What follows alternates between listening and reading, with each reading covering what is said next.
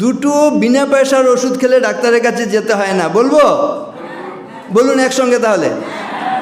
পরিশ্রম মিতাহার ভেষজে সুলভে মম নিত্যং তে সেবমানস্য ব্যাধিভ্যো নাস্তি মে ভয়ম।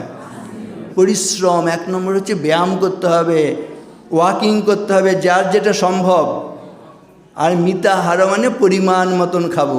জিভ দিয়ে দুটো কাজ করি, কথা বলি আর খাবার খাই। যে বেশি কথা বলে আর যে বেশি খাবার খায় সে আত্মঘাতী কাজ করে। আমার এখন আত্মঘাতী কাজ হচ্ছে, বেশি কথা বলা হয়ে যাচ্ছে।